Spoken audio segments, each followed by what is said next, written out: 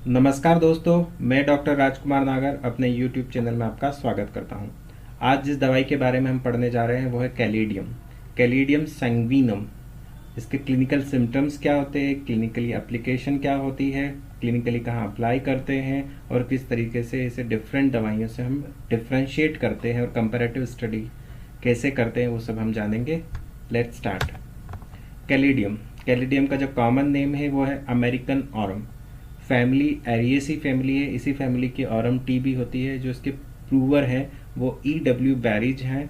Kingdom vegetable kingdom की जो mother tincture के लिए पार्ट यूज्ड होता है वो होल फ्रेश प्लांट होता है और जिसका थर्मल रिलेशन है जो कि बहुत ध्यान रखिएगा वो है हॉट।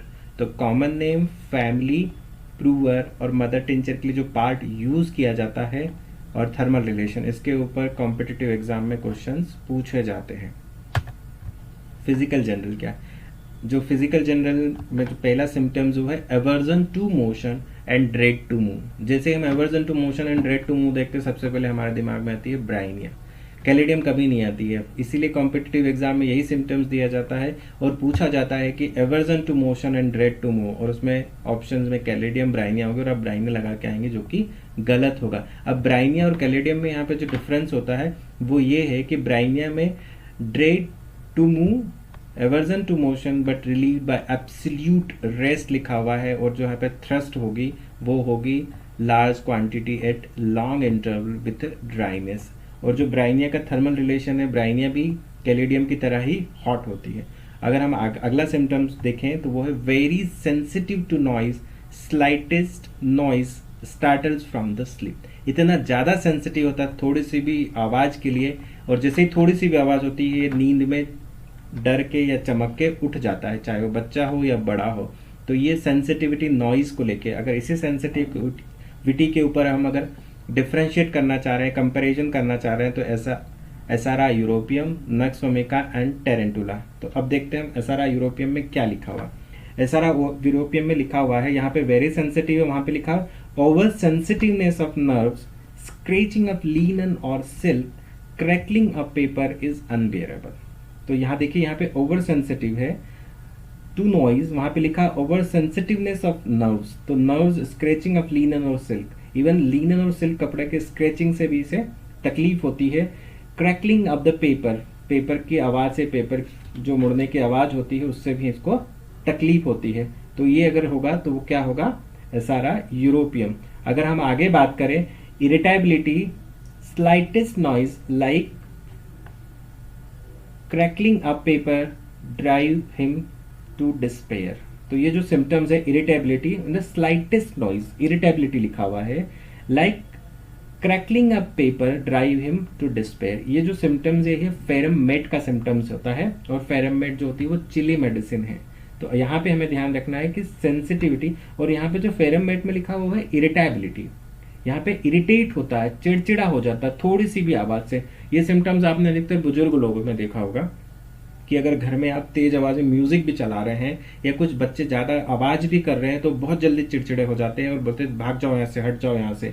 तो जो सिम्टम्स है irritability, slightest noise like crackling of paper drive him to despair. तो ये फेरम मेट का सिम्टम्स है, और फेरम मेट चिली होता है। अगर हम आगे बात करें तो over sensitive to external impression, over sensitive to external impression, to noise, आवाज से, ऑर्डर से भी, लाइट और म्यूजिक से, और ट्रिफलिंग एलिमेंट्स आर अनबियरेबल, छोटी छोटी चीजों से बियर ही नहीं होती है।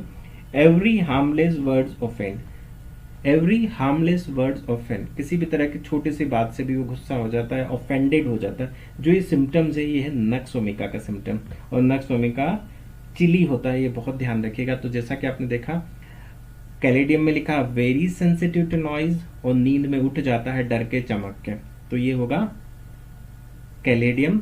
और जो दूसरी दवाई होगी ओवर सेंसिटिव नर्व्स, तो यहाँ पे ओवर सेंसिटिव नर्व्स ध्यान रखिए, ओवर सेंसिटिव नॉइज रखिए। अगर चिड़चिड़ा हो जाएगा नॉइज से या क्रैकलिंग ऑफ द पेपर से भी तो होगा फेरम में। और अगर किसी भी एक्सटर्नल इंप्रेशन के लिए ओवर सेंसिटिव होगा, चाहे वो आवाज हो, खुशबू या बदबू हो, लाइट हो या म्यूजिक हो, ये छोटी छोटी चीजों से या छोटी छोटी बातों से भी अगर उसे तकलीफ होगी तो वो होगा नक्स वोमिका, और नक्स वोमिका का थर्मल रिलेशन चिली होता है, फेरम मेट का भी चिली होता है। और अगर हम कैलेडियम की बात करें तो कैलेडियम का जो थर्मल रिलेशन है वो है हॉट। अगर हम कैलेडियम के जेनाइटल सिम्टम्स की बात करते हैं तो इसमें मेल में जेनाइटल में जो सिम्टम्स दिए गए हैं वो है इम्पोटेंसी विथ मेंटल डिप्रेशन। यहाँ पे मेंटली डिप्रेस्ड रहता है पेशेंट, पेशेंट को कुछ भी अच्छा नहीं लगता है, पेशेंट अकेला रहना चाहता है, और ये वजह होती है इसकी इम्पोटेंसी होती है। इम्पोटेंसी में आगे ही लिखा हुआ है relaxed penis with sexual desire. Sexual desire रहती है but there is no erection and penis is relaxed and excitement. Sexual desire and excitement दोनों मिलते हैं। अगर हम आगे चलते हैं तो no erection even after carriage, no erection even after carriage, ये बहुत इंपॉर्टेंट है। इवन आफ्टर कैरेज पे आप ज्यादा फोकस करिएगा, no erection even after carriage. अब कैरेज का मतलब देख लेते हैं। कैरेज का मतलब होता है कि एक्सटर्नल स्टिमुलेशन के बावजूद भी इरेक्शन ना हो। अब एक्सटर्नल स्टिमुलेशन जिसे हम सामान्य भाषा में कहते हैं फोर प्ले, जो हम यूज करते हैं फोर प्ले में किसिंग, आलिंगन और इसी तरह की दूसरी चीजें जो होती हैं, उसके बावजूद भी कोई इरेक्शन नहीं होता है। और नो इमिशन, किसी भी तरह का कोई डिस्चार्ज नहीं होता है। No orgasm during an embrace. अगर हम आगे इसमें बात करते हैं कैल्केरिया और सेलेनियम की, तो कैल्केरिया कार्ब में लिखा हुआ है फ्रिक्वेंट इमिशन, मतलब जल्दी से प्रीमेच्योरली इजैक्यूलेट हो जाना, increased desire, semen emitted too soon, coition followed by weakness and irritability. क्योंकि यहाँ पे फ्रिक्वेंट इमिशन हो जाता है कैल्केरिया कार्ब में, जल्दी डिस्चार्ज हो जाता है, ये बहुत इंपॉर्टेंट सिम्टम्स है। और इसी तरीके से अगर हम सेलेनियम की बात करें तो सेलेनियम में भी इम्पोर्टेंसी है लाइक कैलेडियम, बट जो डिफरेंस है वो है इम्पोर्टेंसी विथ डिजायर। यहाँ पे लेविट थॉट्स होता है बट फिजिकली इम्पोर्टेंट होता है। इरेक्शन जो होता है वो स्लो, इनसफिशिएंट, और यहाँ पे तो इरेक्शन है ही नहीं, बट यहाँ पे इरेक्शन क्या होता है, slow, insufficient and too rapid emission with long continuous thrill. मतलब यहाँ पे भी अर्ली इजैक्यूलेशन की स्टेज है, पर यहाँ पे जो होता है वो कंटिन्यूस थ्रिल बना रहता है। Weak, ill humoured after coitus, often involuntary dribbling of semen and prostatic fluid when woos while sitting at a stool during sleep and bleed। अब देखिए यहाँ पे क्या लिखा, semen and prostatic fluid which oozes while sitting at stool, जिसको हम spermatorrhoea कहते हैं, ड्यूरिंग स्लीप जिसको हम नाइटफॉल कहते हैं या नॉक्टर्नल इमिशन कहते हैं, एंड ब्लीड, जो कि कैलेडियम में नहीं दिया गया। यहाँ तो इरेक्शन है ही नहीं, जबकि सेलेनियम में थोड़ा इरेक्शन है। और अगर हम कैल्केरिया कार्ब की बात करें तो यहाँ पे इरेक्शन है, बट यहाँ पे फ्रिक्वेंट इमिशन है, और ऐसा लिखा गया कि सीमेन इमिटेड टू सून।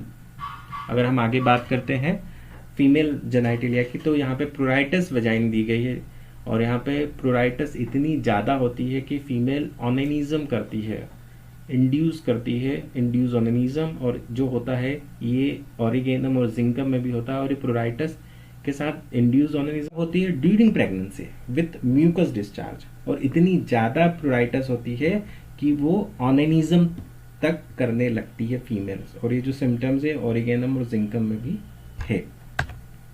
अगर हम अदर सिम्टम्स जो कि बहुत ज़्यादा इंपॉर्टेंट नहीं है बट हमें ध्यान होना चाहिए, sweet sweat attract the fly. पसीना के बारे में ऐसा कहा गया है कि ये अट्रैक्ट करता है फ्लाइज को। यहाँ पे स्वीट जो दिया गया है ये सिर्फ बताने के लिए दिया गया है कि जैसे कि जिस तरीके से मक्खी को मिठाई या मीठी चीजें अट्रैक्ट करती है, उसी तरह से कैलेडियम का पसीना भी इसको अट्रैक्ट करता है। तो यहाँ पे उपमा दी गई है कि पसीना इतना मीठा है या मीठे जैसा है कि वो मक्खियों को या फ्लाइज को अट्रैक्ट करता है। आगे हम सिम्टम्स देखेंगे। Mosquito and insect bytes burn and each intensely. ये बहुत इंपॉर्टेंट सिम्टम्स है। यहाँ पे ऐसा बताया गया है कि कोई भी चाहे मच्छर काटे या कोई इंसेक्ट काट ले, तो जो काटी हुई जगह पे है, काटने वाली जगह पे इतनी ज़्यादा जलन और खुजली होती है, और ये कैरेक्टरिस्टिक है, किसी और दवाई में आपको देखने को नहीं मिलेगा। अगला जो इंपॉर्टेंट सिम्टम्स है वो लिखा हुआ है, it destroy the craving for tobacco. ये तंबाकू खाने की इच्छा को कम करता है। कौन? कैलेडियम दवाई। और जो अगला सिम्टम्स है, इसको शाम के समय बुखार आता है, और जैसे ही बुखार आता है पेशेंट सो जाता है और बुखार उतरने लगता है और पेशेंट फिर से जग जाता है। तो बुखार जब तक रहेगा तब तक पेशेंट सोया रहेगा, और जैसे ही बुखार उतरती है पेशेंट जग जाता है, अपना काम करने लगता है। अगर बच्चे के केस में तो पेशेंट के अटेंडर आके हमें कहेंगी, माँ ये कहेगी डॉक्टर साहब इसको बुखार आता है और ये सो जाता है, और जैसे बुखार उतरती है ये उठ जाता है और खेलने लग जाता है। तो सिम्टम्स है falls asleep during evening fever and wakens when it stop. ये बहुत इंपॉर्टेंट है, आप इसका ध्यान रखिएगा। और जो sweet sweat attract the fly, ये बहुत बार क्वेश्चन पूछा गया है कॉम्पिटिटिव एग्जाम में। और ये fall asleep during evening fever and wakes when it stop भी पूछा जाता है। डिस्ट्रॉय क्रेविंग ऑफ टबैको के यहाँ पे कंफ्यूज करने के लिए हमको टबैकम, कैलेडियम, आर्सेनिक, फॉस्फोरस इस तरह की दवाएं दी ऑप्शन में दी जाती है, और हम डेफिनेटली कैलेडियम, क्योंकि हमारे दिमाग में एक ही चीज़ है कि कैलेडियम में तो भैया male symptoms and female symptoms है। तो मेल सिम्टम्स है इम्पोर्टेंसी और उसको ध्यान में रखते हैं, फीमेल सिम्टम्स है प्रोराइटस वेजाइनी को ध्यान रखते हैं हम, और बाकी सब चीज़ें भूल जाते हैं। बट ये 2-3 सिम्टम्स जो है sweet sweat attract the flies, mosquito and insect bites burn and eat intensely, destroy craving for tobacco, ये ध्यान रखना है, falls asleep during evening fever and wakes when it stop। और जो उसके कॉमन नाम हमने बताए हैं, इसका थर्मल रिलेशन, इसकी family araceae family, American arum, hot patient है, ये सब चीज़ें हमें ध्यान रखनी है, क्योंकि इसी तरह के क्वेश्चंस पूछे जाते हैं। और जो पार्ट्स यूज्ड हैं किया जाता है मदर टिंचर बनाने के लिए, इन चीज़ों पे आप विशेष ध्यान देंगे। धन्यवाद दोस्तों। अगर आपको आज का वीडियो अच्छा लगा हो, समझ में आया हो, और आप चाहते हैं कि इसी तरह के वीडियो मैं बनाऊं, तो आप मेरे चैनल को सब्सक्राइब कीजिए, लाइक कीजिए और शेयर कीजिए। धन्यवाद।